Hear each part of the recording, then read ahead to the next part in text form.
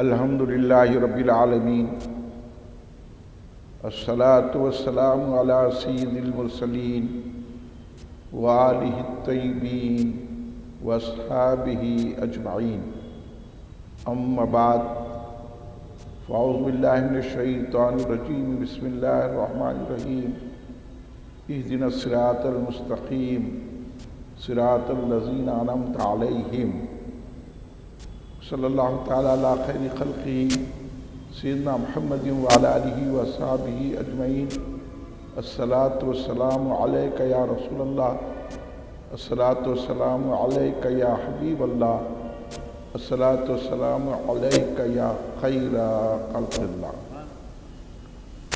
مالک کیا خدا نے اسے دو جہان کا، ایسا کوئی رسول بھی ہے عز و شان کا۔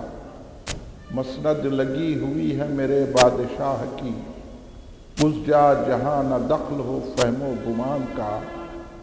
تعریف آپ کی نہ کریں ہم تو کیا کریں، یا رسول اللہ صلی اللہ علیہ وآلہ وسلم، تعریف آپ کی نہ کریں ہم تو کیا کریں، یہ تو غذا ہے دل کی مزہ ہے زبان کا۔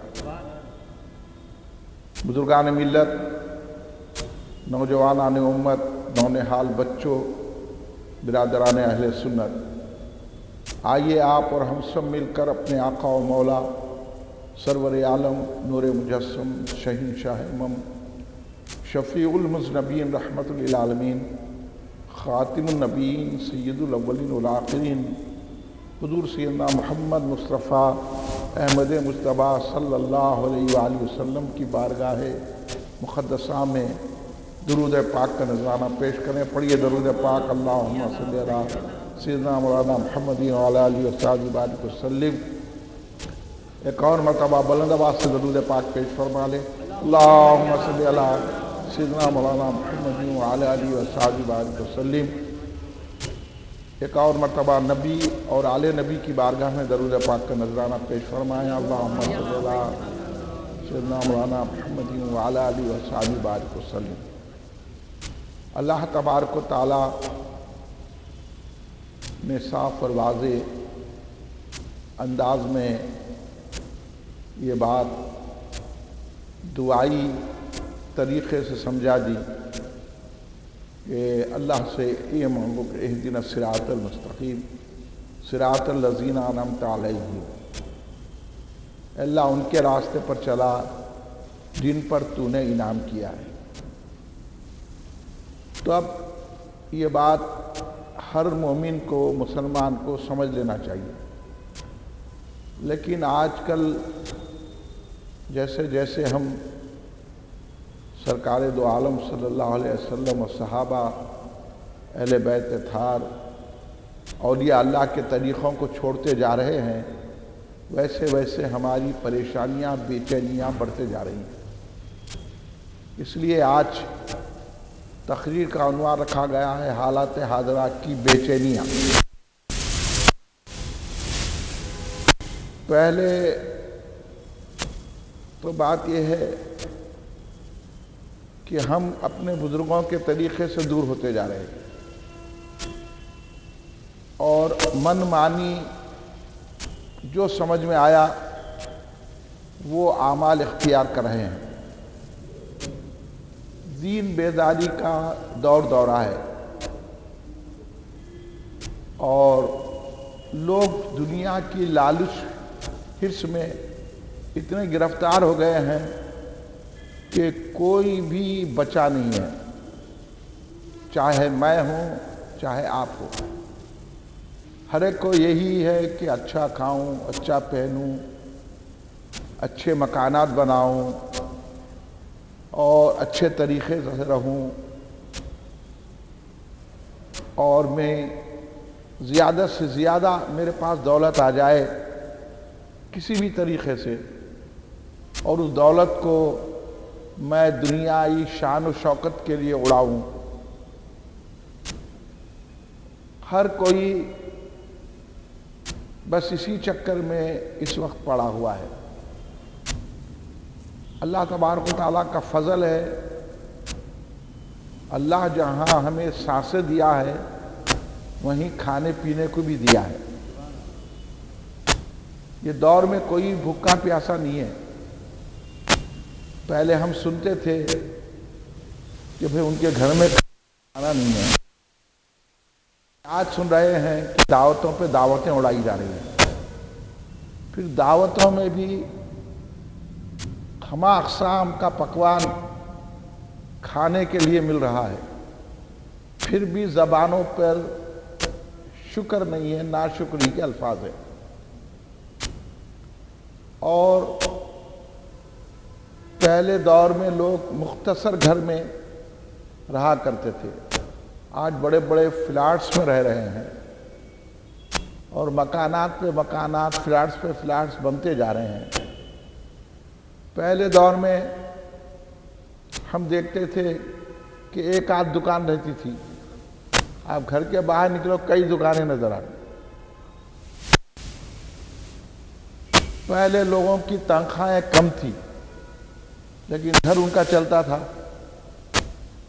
اور گھروں میں مہمان بھی آتے تھے اور مہمان کو اچھا کھلاتے تھے۔ پھر اس کے علاوہ دعوتیں کرتے تھے مختلف عنوانات سے، 11ویں شریف کے عنوان پہ دعوت کرتے تھے، کنڈوں کے عنوان پہ دعوت کرتے تھے، کسی بزرگ کی فاتحہ یا کوئی بچہ پیدا ہوا عقیقہ، بسم اللہ، اور کچھ رسم و ریتوں کے عنوان پہ، بس نیت ان کی یہ تھی کہ لوگ ہمارے گھر میں کچھ کھائیں۔ آج اتنا پیسہ ہے اور لوگ گھروں میں پکوان کم کر رہے ہیں، باہر سے زیادہ منگا کے کھا رہے ہیں۔ میں یہ باتیں اس لیے عرض کر رہا ہوں کہ میں اس دنیا سے کوئی ہٹا ہوا نہیں ہوں، میں بھی اس میں شامل ہوں آپ کے ساتھ۔ آپ کو ہدف تنقید نہیں بنا رہا ہوں، میں اپنی درستگی اور آپ کی درستگی چاہتا ہوں۔ ہم صرف کھانے پینے کی طرف توجہ دے رہے ہیں، پہننے اوڑھنے کی طرف توجہ دے رہے ہیں، جس کی وجہ سے ہماری صحت بھی تباہ ہو رہی ہے، ہماری نگاہیں بھی بھٹک رہی ہیں، ہمارا دل بھی مردہ ہوتا جا رہا ہے۔ ہم دنیا میں پڑے ہوئے ہیں، اس لیے ہمارا دل مردہ ہو گیا ہے۔ اب کوئی اچھی بات سمجھ میں نہیں آ رہی ہے۔ حد یہ ہو گئی ہے سگریٹاں پیے، گٹکے کھائے اور زردے کے پانا کھاتے کھاتے اب یہ حال ہو گیا ہے کہ ہمارے گھروں میں، مسلمانوں کے گھروں میں شراب پی جا رہی ہے باضابطہ۔ اس پر کوئی توجہ دینے والا نہیں۔ دنیا کے مفاد پرست تو یہ چاہ رہے ہیں کہ ایسا ہو صرف ہم کو فائدہ ملے، چاہے کوئی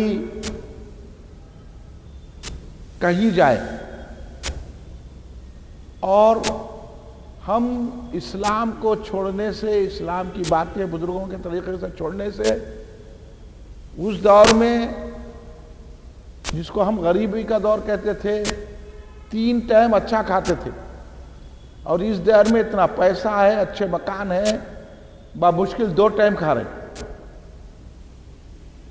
ہے نہیں ہے، 3 ٹائم کسی گھر میں نہیں کھا رہے، 2 ٹائم کھا رہے بڑے مشکل، اور وہ بھی رات کا کھانا ذرا اچھا کھا لے رہے، دن میں تو یہ وہ کھائے نکل گئے۔ اب اٹھ رہے ہیں کب؟ ہمارا اٹھنا ہونا چاہیے پہلے کہ ہمارے بزرگ تہجد سے اٹھ جاتے تھے، قرآن خوانی کرتے تھے، فجر پڑھتے تھے، وظائف پڑھتے تھے، فجر پڑھ کے سوتے نہیں تھے، 8 بجے ان کا دسترخوان مٹ جاتا تھا۔ اور آج ہم اٹھ رہے ہیں 1 بجے، 2 بجے، 3 بجے، 4 بجے، اور کتنے بجے اٹھ جا رہے ہیں نہیں معلوم کون کون کیا کر رہا ہے۔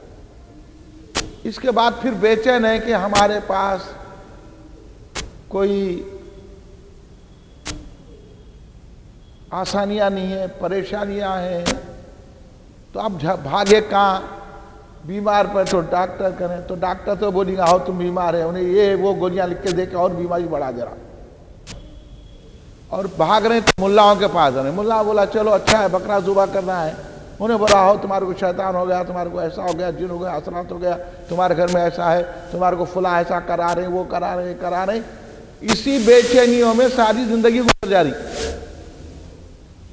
اور مجموعہ ملاؤں کے پاس ہے، مجموعہ ڈاکٹروں کے پاس ہے، اور مسجدیں ویران ہیں. جیسا کہ اقبال نے کہا نا، مسجدیں مرثیہ کہاں ہے کہ نمازی نہ رہے، یعنی وہ صاحب اوصاف حجازی نہ رہے. یعنی حجازی کریں صحابہ اکرام کو، وہ جو صحابہ کے طریقے ہیں، وہ جو اوصاف تھے صحابہ کے، اس پر کوئی بھی نہیں ہے. اس لیے مسجدیں ویران ہو گئی، ہوٹلیں آباد ہو گئی. اس لیے مسجدیں ویران ہو گئی، کپڑے کی دکانیں آباد ہو گئی. اس لیے مسجدیں ویران ہو گئی، پکوان کی چیزوں پہ لوگوں کا مجموعہ ہے. اس لیے مسجدیں ویران ہو گئی ہے، نمازی کوئی نہیں ہے. اور نماز پڑھنے بھی آ رہے ہیں تو جلدی جلدی فرض پڑھ کے بھاگ جا رہے. مسجد میں رحمت مانگنے کے لیے نہیں آ رہے. اور سونے پہ سہاگا ایسے مفتیاں، ایسے عالمہ نکل گئے جو سوشل ڈسٹنس کے نام پہ کرونا کے ڈر سے مسجدوں کو ویران کر دیے. جبکہ مسجدوں میں آ کے کی دعائی کرتے کہ اللہ رحمت کے دروازے کھول دے. جہاں پر رحمت کے دروازے کھلتے ہیں وہی رحمت کے دروازے بند کر دیے. پھر بول رہے کرونا ہے، وہ بیماری ہے، ڈاکٹروں پہ بھروسہ، اور دواؤں پہ بھروسہ. ابھی حدیث سن لی ہے آپ، نہ ڈاکٹر پہ، نہ دوا پہ، نہ دعا پہ، صرف اللہ پہ. یہ ہے. ابھی آپ حدیث میں سنا نا، سرکار نے اجازت دی تمہارے کو پریکٹس کے لیے، مگر بھروسہ اللہ کی ذات پہ. کمزور جو لوگ تھے، اب ہر ٹائپ کے لوگ رہتے، تو آپ کو اجازت دی گئی ہے. اس واسطے تو غوث اعظم دستگیر رضی اللہ عنہ فرماتے ہیں، جب بیماری ہوتی ہے نا تو اس پر صبر کرنا، کہ خود بخود جب اللہ دیا ہے مرض تو خود دفع ہو جائے گا. ہم تو 1 گھنٹہ صبر نہیں کرتے، اور بیماری جاتی یا نہیں جاتی دیکھتے نہیں، اللہ کی طرف نہیں پکارتے، اور فوراً ہم ڈاکٹر کے نہیں چاہتے، اس کی لائن میں ٹھہرتے. اب انہیں پیسے پہ پیسے بڑھاتے جا رہا، پیسے پہ پیسے. دواخانے کیا ہو گئے ہیں؟ سلاٹر ہاؤس ہو گئے ہیں. جو آیا ذبح کر دو اس کو. لاکھوں روپے دواخانے میں جا رہے ہیں.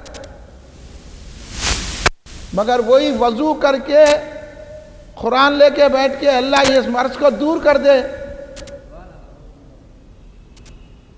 یا کوئی درود شریف پڑھا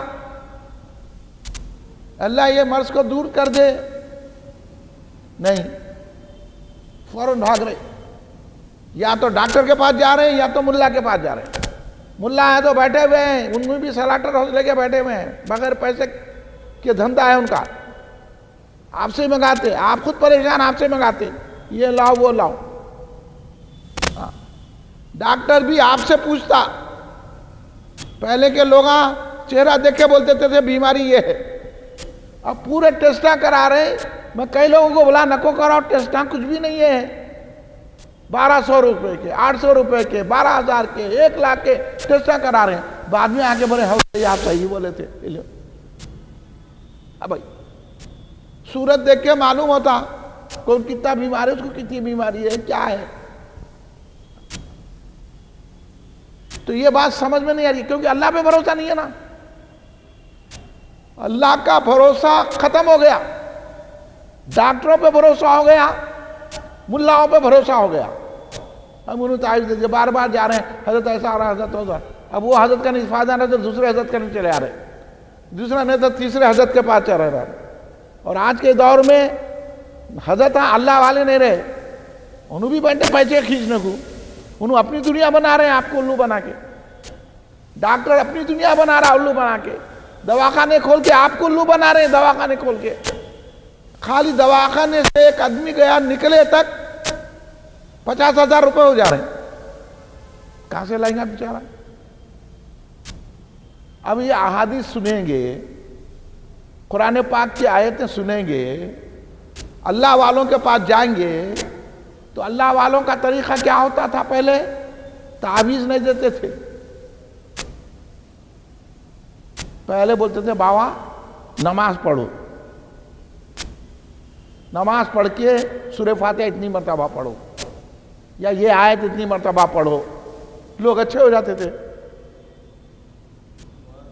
अब तो जिसको देखो शैतान है, और शैतान भी बहुत बड़ा शैतान है, और हर घर में शैतान है। मैं बोला हर घर में शैतान है, तुम ही खुद शैतान है। अल्लाह को छोड़ो, नमाज पढ़ रहे हैं। नमाज क्या पढ़ रहे हैं? आपको नमाज कहां पढ़ रहे हैं आप? खाली चुप जा रहे हैं, नमाज के तरीके से नमाज कहां पढ़ रहे हैं? हाँ? खाली जो है उठक बैठक के लिए जा रहे हैं, यानी मस्जिदें जिम हो गई। आए उल्टा सीधा वजू कर लिए, ना वजू करना आता ना तहारत सही है, कौन सा भी पानी लिया तहारत को चले गए, कौन सा भी जो है पानी लिए वजू कर लिए, यूं घर बढ़ 2 मिनट में नमाज खत्म। उसके बाद मस्जिद दार ताला, मौजूद साहब तो बोलते पहले निकलो। मस्जिदें बंद कर दी गई हैं जहां रहमत मिलती है, दरगाहें बंद कर दी गई हैं जहां रहमत मिलती है।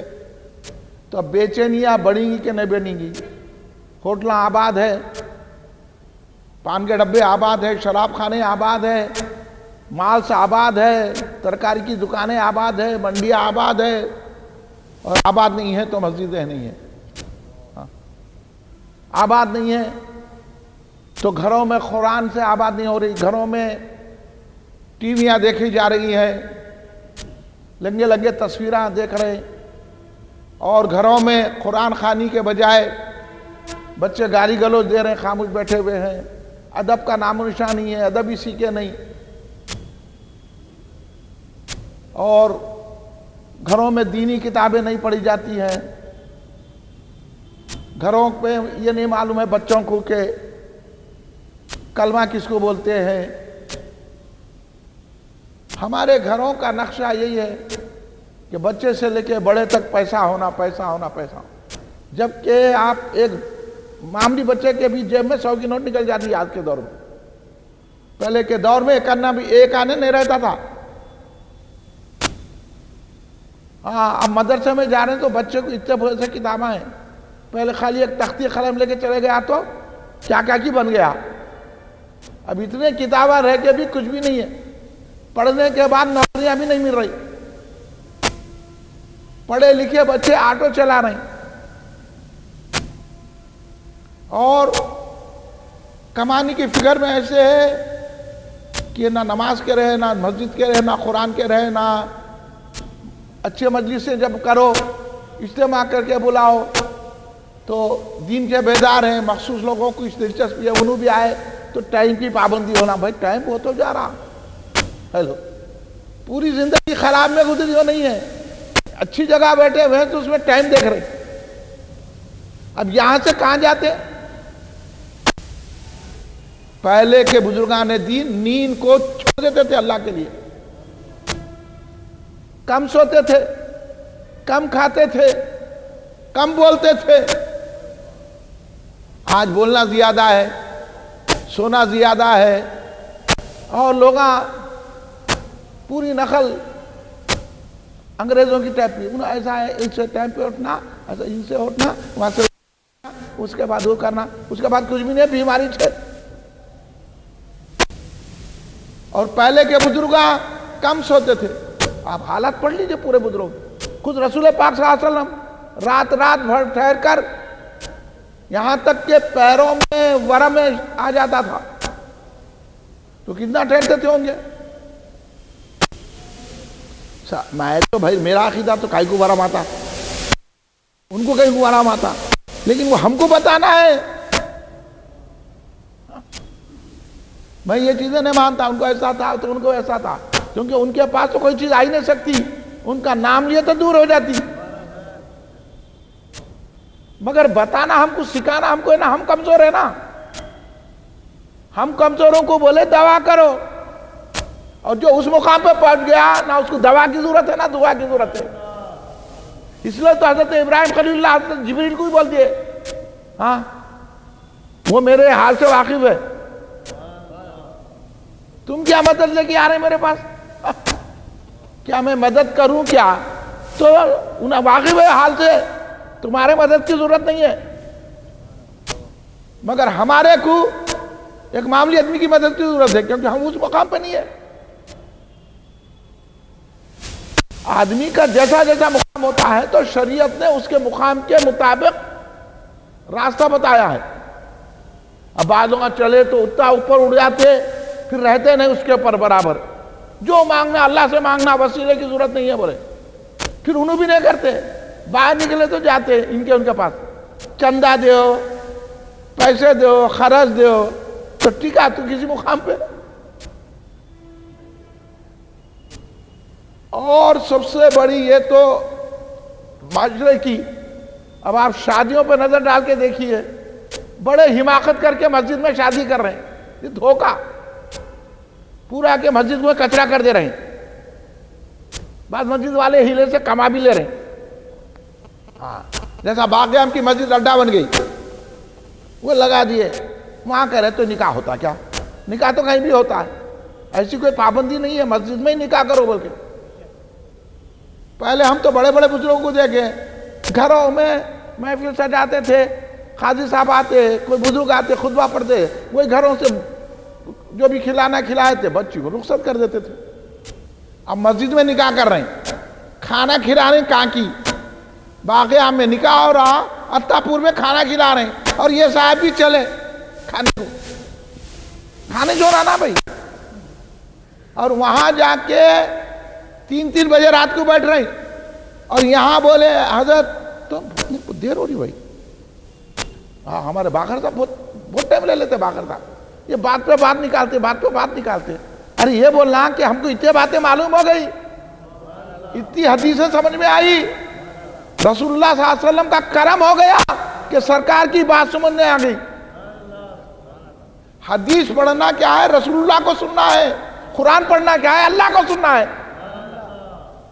اب یہ ذہن کون دینے والا ہے؟ یہاں تو بھاگو، کہاں کتنی دیر میں ختم ہو جاتا. بلکہ پہلے کے لوگ ایک حدیث حاصل کرنے کے لیے دور دراز کا سفر کرتے تھے، ایک حدیث کے لیے گرد و غبار مہینوں لگاتے تھے سفر کر کے. کھانا پینا آپ کیسا کرتے تھے ہوں گے پہلے کے دور میں؟ ایک حدیث. اور یہاں بیٹھے بیٹھے 4-5 حدیثیں باقر صاحب سنا دیے، شکریہ بھی ادا نہیں کر سکتے ہو. ابھی بہت دیر ہو گئی، بہت ٹائم لے لیا. اگر یہ ذہن ہمارا بن گیا، دین بیدار ہو گئے، نماز پڑھنے کا طریقہ نہیں آتا، وضو کرنے کا نہیں آتا، طہارت کا طریقہ نہیں آتا، خالی سیکھ لیا نماز پڑھنا. وہ باہر جا کے آ گئے، وہاں دیکھ لیے نماز پڑھنا، بس وہ پانی وہاں کا پڑ گیا، نماز بول رہے. نماز کیا ہے نہیں معلوم، نماز کی حقیقت کیا ہے. نماز کیا بول رہی؟ ان الصلاۃ تنہی عن الفحشاء والمنکر. نماز فحش باتوں سے اور برائیوں سے روکتی ہے. ہم نماز پڑھنے والوں کو دیکھ لو کیا کیا برائیوں میں مبتلا ہے. جھوٹ انہوں بول رہے ہیں، فون لے کے بول دے رہے ہیں افضل گنج میں بیٹھے، نہیں میں بہت دور ہوں، وہاں پہ ہوں. مسجد میں بیٹھ کے بول رہے.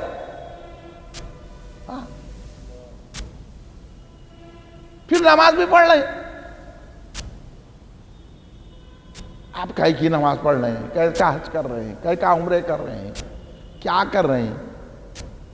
اب اس طرح مسلمان مومن کی بے چینیاں اور بڑھتی جا رہی ہیں، کیونکہ ہم اسرائیلی طریقے پہ ہیں، ہم یہودیوں کی طریقے پہ ہیں، ہم کرسچنوں کی طریقے پہ ہیں.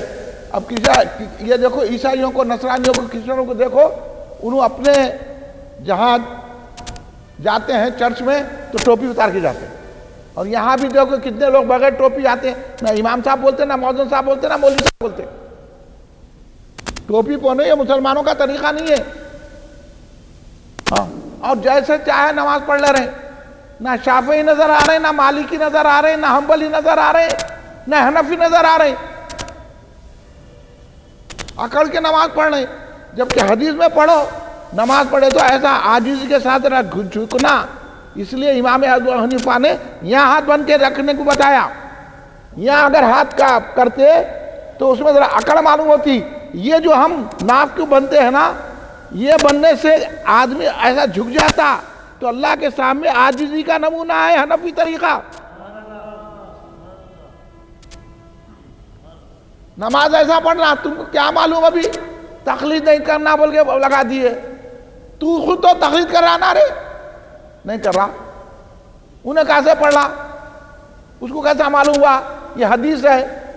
تو نے بولا بخاری میں ہے، تو پھر بخاری کو پڑھایا، تو کون کیا پڑھ لیا ڈائریکٹ؟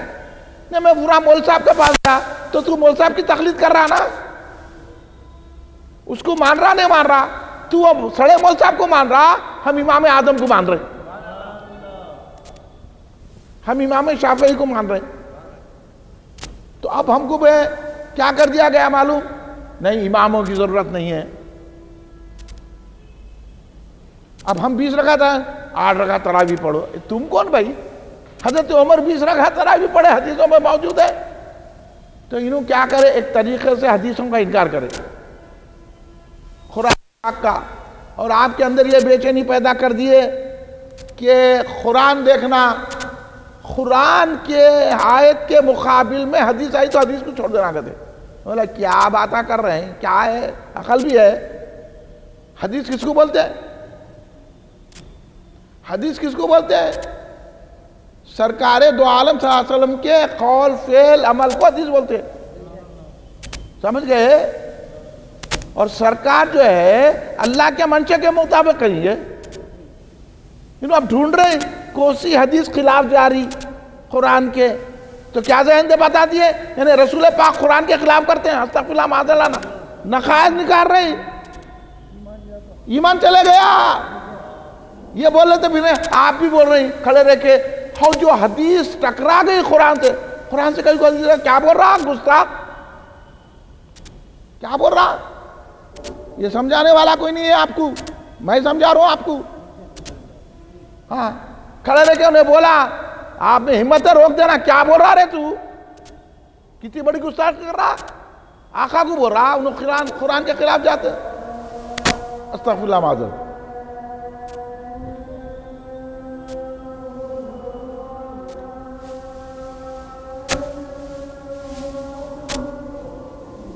اللہ اکبر، اللہ اکبر.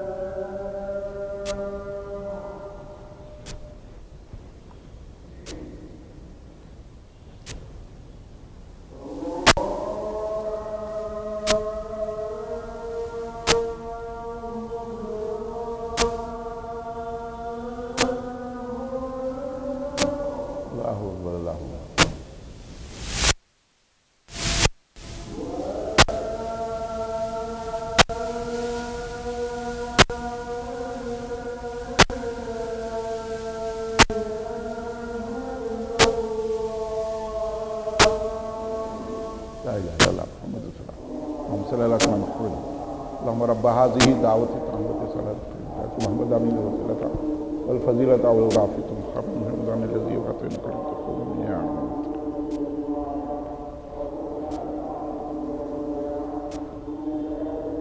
ایک نہ درود شریف پڑھ لیجئے اللہم صلی اللہ سیدنا مولانا محمد وعلی آلہ وسلم. بہرکہ میں عرض کر رہا تھا اس طرح گھسے ہمارے اندر کہ سرکار دو عالم صلی اللہ علیہ وسلم کو بھی بول رہے ہیں کہ ان کی حدیث جو ہے قرآن کے خلاف ہے. استغفر اللہ معاذ. ہم ایسا لائے قرآن و حدیث اور بڑھتے گستاخیاں بڑھاتے گئے. آپ کو دعا سے بھی روک دیے الگ الگ دعا کر لو جبکہ سرکار اجتماعی دعا. اور احادیث پڑھیں گے آپ کو تو معلوم ہوگا کہ جتنی باتیں ہم اہل سنت الجماعت والے کرتے ہیں وہ تمام قرآن و حدیث پر مبنی ہیں.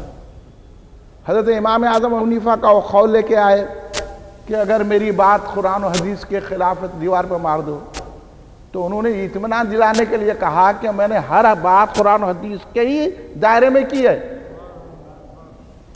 تو اس کا پروپیگنڈا کر دیے آپ کو بھٹکانے کے لیے تاکہ آپ کسی امام کی پیروی نہ کریں اور آپ کو دور کر دیا گیا بزرگان دین سے. تو اب آپ کی نماز کہاں صحیح رہے گی؟ بھئی امام اعظم نے نماز سیکھی. امام اعظم خود تابعی ہے. انہوں نے تابعین کو دیکھا صحابہ کو دیکھا پھر ان سے حدیثیں پڑھ کے جب لائے تو جو امام اعظم کی اس لیے امام اعظم کہا جاتا ہے کیونکہ ان کی قربت رسول اللہ سے زیادہ ہے دیگر ائمہ سے. تو وہ جو رسول اللہ صلی اللہ علیہ وسلم نے عمل کیا وہ پکے طور پر حضرت امام اعظم ابو حنیفہ نے دیکھا بھی خود عمل بھی کیا تابعین سے پوچھا بھی صحابہ سے پوچھا بھی. جب اس کو نقل کر کے تمام علماء کی بیٹھک بٹھا کر فقہ حنفی تیار کی تو یہ فقہ حنفی پورے کا پورا رسول پاک کی سنت ہے. آپ کو دھوکہ دے دیا گیا امام اعظم سے دور کر دیے. جب امام اعظم سے دور کر دیے تو آپ آٹومیٹک رسول اللہ سے دور ہو گئے. غوث اعظم سے دور کر دیا آپ آٹومیٹک رسول اللہ سے دور ہو گئے صلی اللہ علیہ وسلم. اب تاکہ آپ گستاخیوں کا میدان خالی ہو جائے اب گستاخیاں بڑھتے گئی. اس لیے اللہ بولا انعام والوں کے راستے پہ چلا. تو امام اعظم انعام والے ہیں غوث اعظم انعام والے ہیں غریب نواز انعام والے ہیں صدیق اکبر انعام والے ہیں مولا علی انعام والے ہیں امام حسین انعام والے ہیں امام حسن ایمان والے ہیں. ان کا راستہ ظاہر و باہر ہے ان کے راستے پہ چلنا. اب ہمارے کہنے گھس کے آ رہے ہیں لوگ سرکار کی شان میں گستاخیاں کر رہے ہیں وہ تو 12 آپ سنتے رہتے ہیں. اب صحابہ کی شان میں گستاخی ہوئی. حضرت امیر معاویہ رضی اللہ تعالیٰ عنہ کے بارے میں بولتے بولتے اب ان کو استغفر اللہ مع اللہ گالی گلوچ دی جا رہی ہے جبکہ حضرت امیر معاویہ رضی اللہ تعالیٰ کے بارے میں صاف طور پر یہ بات ہے کہ وہ صحابی رسول ہے. نہ حضرت علی رضی اللہ آپ حضرت علی کے خطبات پڑھیے اس میں تو حضرت علی نے خود کہا ہے کہ وہ میرے بھائی ہیں. میں کھلی بات عرض کرنے کا عادی ہوں. اس لیے امام جلال الدین السیوطی رضی اللہ عنہ نے فرمایا کہ امیر معاویہ رضی اللہ تعالیٰ عنہ کے معاملے میں کچھ برا بھلا نہیں کرنا چاہیے. اگر یہ دروازہ کھل گیا تو پھر صدیق اکبر تک جاتا ہوں. وہ ہو رہا ہے یہ دور میں. اس لیے ہم حضرت امیر معاویہ کو صحابی مانتے ہیں اور مولا علی اہل بیت اطہار کا احترام کرتے ہیں. بیچ میں خالی صحابہ اہل بیت میں انہوں لڑا لیتے بیٹھے ہیں یہ دور میں. تو اس طرح رافضیت آپ کے پاس آ رہی. حضرت امیر معاویہ رضی اللہ تعالیٰ صحابی رسول ہے. خاموش بیٹھنے کا مطلب یہ ہے کہ آپ ان کو برا نہیں بولنا صحابی ماننا. اب جو کچھ ہوا یہ آپ کو نہیں ہے ذمہ داری. مولا علی جانے امیر معاویہ جانے. ہم تو حضرت امیر معاویہ کو بھی صحابی سمجھتے ہیں حضرت مولا علی کو بھی اپنی جان سے پیارا سمجھتے ہیں. اب یہ باتیں چھوڑو، اب یہاں تک آ گئے ہیں کہ حضرت صدیق اکبر رضی اللہ تعالیٰ کی شان میں گستاخیاں ہو رہی ہیں، اور کہا جا رہا ہے کہ حضرت ابوبکر صدیق رضی اللہ تعالیٰ عنہ پہلے خلیفہ نہیں ہے، مولا علی پہلے خلیفہ ہے۔ یہ رافضیوں کا عقیدہ ہے، یہ تفضیلیوں کا عقیدہ ہے۔ اہل سنت جماعت کا عقیدہ، دو ٹوک بات بول دونوں میں، آپ وقت نہیں ہے، میں تو پورا سمجھاتا حوالوں کے ساتھ۔ اگر کسی کو شوق ہے تو میرے گھر پہ آئیے، یہاں آئیے، حوالے بتا دوں گا۔ جس کو سرکار نے کہا کہ میرے بعد تمام انبیاء اور رسولوں کے بعد ساری مخلوق میں افضل ابوبکر صدیق ہے، مولا علی نے جب کہا تو پھر تم رافضیوں کا عقیدہ ہمارے پہ کو تھوپ رہے ہیں بھائی، علانیہ بول رہے ہیں، بول رہا ہم مولائی بول کے وہ شعرہ پڑھ رہے ہیں کہ حضرت ابوبکر صدیق رضی اللہ عنہ آپ کو کی فضیلت پر ضرب کاری کر رہے ہیں، افضلیت پر، تو ہم اہل سنت جماعت حضرت ابوبکر صدیق کی افضل اور فضیلت کو مانتے ہیں۔ آپ سن لیجئے میری بات، اس لیے جب مولا نے مانا تو ہم علی والے ہم ہیں، حضرت علی رضی اللہ عنہ خود ان کو افضل مانا ہے، خلیفہ اول مانا ہے، جانشین مصطفیٰ مانا ہے۔ اس لیے تو حضور بحر علامہ عبد القادر صدیقی رحمۃ اللہ علیہ نے فرمایا علی مرتضیٰ کے خلت کا ہے امام، محمد مصطفیٰ کا جانشین صدیق اکبر ہے۔ یہ ہے حضرت صدیق اکبر سے مولا علی، امام حسن حسین، اہل بیت اطہار، صحابہ اکرام، تابعین، تبع تابعین، امام اعظم، غوث اعظم، غریب نواز، خواجہ بندر عباس، تمام بزرگوں نے صدیق اکبر کو سرکار کے بعد افضل و اعلیٰ مانا ہے۔ یہ بات سن لیجئے، اگر آپ کے کانوں پہ ایسی رکعتیں پڑھ رہی ہے تو وہ بولنے والے کو روک سکتے ہیں تو روکیے، اور نہیں روک سکتے تو اس محفل سے اٹھ جائیے۔ اب یہ مت دیکھیے کہ یہ کون ہے، ہم کسی کا خاندان نہیں دیکھتے، ہم کسی کا جو علم نہیں دیکھتے، ہم کسی کا تقویٰ نہیں دیکھتے، پہلے عقیدہ دیکھتے ہیں۔ عقیدہ کیا ہے؟ عقیدہ اہل سنت جماعت کہتے ہیں سنی۔ آپ اس سے پوچھنا آپ سنی ہیں؟ ہاں میں سنی ہوں۔ کیا ابوبکر صدیق رضی اللہ عنہ کو کیا سمجھتے ہیں؟ بولا کہ نہیں میں دیتا ہوں۔ بولا آپ سنی نہیں ہے، دھوکہ مت دیجئے۔ آپ عالم ہیں، وہ ہم عالم والی میں سنی ہے کیا؟ سنی ہے تو ابوبکر صدیق رضی اللہ تعالیٰ عنہ کو ماننا۔ آج یہ دھوکے دیے جا رہے ہیں، یہ بے چینیاں پھیلائی جا رہی ہیں، اس لیے کھانے پینے پہ پڑھو اور اپنے شوق کے کاماں کرو، اور دھوکہ دے رہے ہیں۔ خارجیوں کے عقیدے تو پہلے قبول کر لیے تھے، گھروں میں تو پورے بچیاں خارجی، بچے خارجی آ گئے، سب سے رشتہ داریاں ہو گئی، اور اس کے بعد اب رافضی عقیدے آ رہے ہیں پلٹ کے۔ ہم نہ جانے یہ ایرانی لوگوں کی کیا پیسے دے رہا، ہم تو نہیں جانتے، ہم بول بھی نہیں سکتے یہ کیا ایرانیوں کی چال ہے، کیا رافضیوں کی چال ہے، کیا تفضیلیوں کی چال ہے۔ لیکن بھائی یہ مجمع اہل سنت جماعت کا ہے، میرا کام ہے کہ آپ کو دھوکوں سے بچانا ہے، بچانا نہیں بچانا بولو آپ۔ اس لیے آپ کو بچا رہا ہوں۔ ہمارے پورے بزرگ سیدنا ابوبکر صدیق کو افضل مانتے ہیں، اور ہمارا یہی طریقہ ہے۔ اس کے بعد حضرت عمر کو مانتے ہیں، حضرت عثمان غنی کو، اس کے بعد مولا علی مرتضیٰ علیہ السلام کو مانتے ہیں۔ ہم اہل بیت اور صحابہ کو بھی مانتے ہیں تو سرکار کی محبت میں مانتے ہیں۔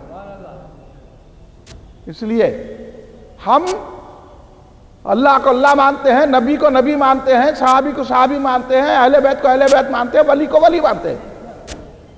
ولی کو صحابی نہیں بناتے، صحابی کو نبی نہیں بناتے، نبی کو اللہ نہیں بناتے۔